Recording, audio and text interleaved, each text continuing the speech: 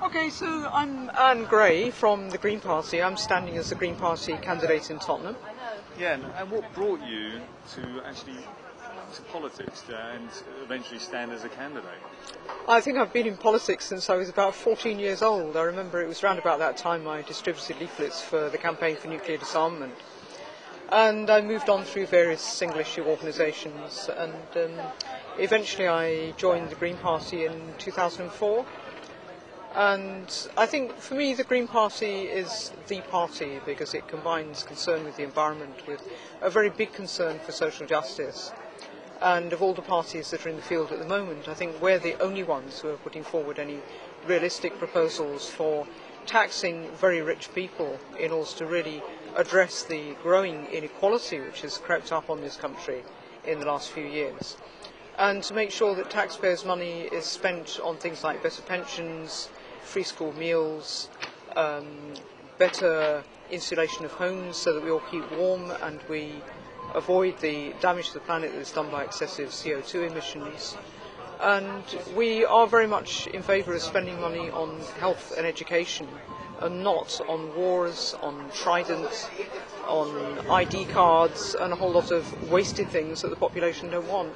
So what I'm interested in is, realistically in Tottenham there is a very low chance of, any other party other than the two or three main parties actually getting elected. What actually brings you? What's your motivation of actually standing, in that kind of circumstance? Well, if you look at what's happened to the big parties in the last few years, I think they've been gradually taking bits of our agenda and adopting those bits of their agenda as their own. So and the that's, agenda being the Green Party? The agenda being not only the environment, but increasingly redistribution as well. I mean, I think we're seeing a lot of debate now on the kind of demands that we are making. And just as we were leaders on the environment, I think we can now be leaders on privatisation, on being opposed to that, on the sort of nonsense that it's creating within the health service. But as a democratic system that we're all enjoying in this country, how is standing as a candidate with, a chance, possibly, not a lot of chance, if you don't actually get elected, how does this kind of process engage you? How do you keep going with the fact that if you don't win, you're on the outside? If a lot of people vote for the Green Party, that will be a sign to the government to be that proportional representation is getting to be an irresistible demand. It will also be a threat to their power. It will be saying a lot of people are not prepared to go along with you anymore. They are chipping away at your majority bit by bit. If you want to stay in power, then you've got to adopt more and more of our agenda. I think actually we will make a breakthrough this time. We will get one or two Green MPs, and that will give an opportunity for people to see there is a Green voice in Parliament. And it's going to do great things. It's going to ask a lot of awkward questions about where public money is being spent.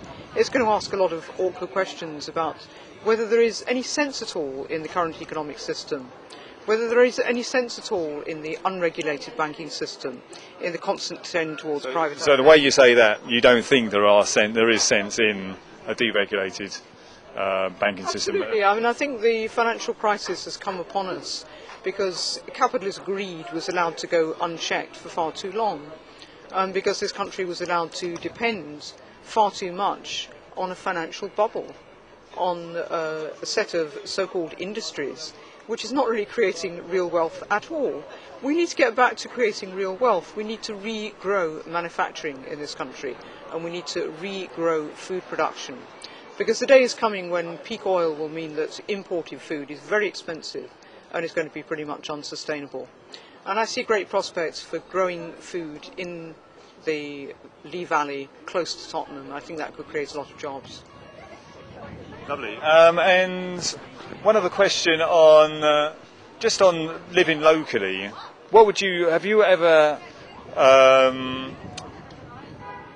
had an issue with an ice cream van's siren being too loud? And if you did, have you ever acted upon that kind of situation? Well, ice cream sirens are a cause of annoyance. They're not the worst annoyance. I think the worst annoyance for me in everyday living in London is the sheer volume of traffic. And one of the things we want to do about it is introduce a default 20-mile-an-hour speed limit, which will make residential streets much safer to walk about in and for children to play in. Mind you, there is one on my street and everyone ignores it. Well, I think if it was more general and it was well publicised and it was better enforced by police and by community police officers, then people would begin to respect it. And I think the time has come for everyone to see that a 20-mile-an-hour speed limit is a way of reducing the need for car use on the scale we have it now. There again, I think people are getting keener to use their cars less because of the sheer price of petrol. And sorry, one last question.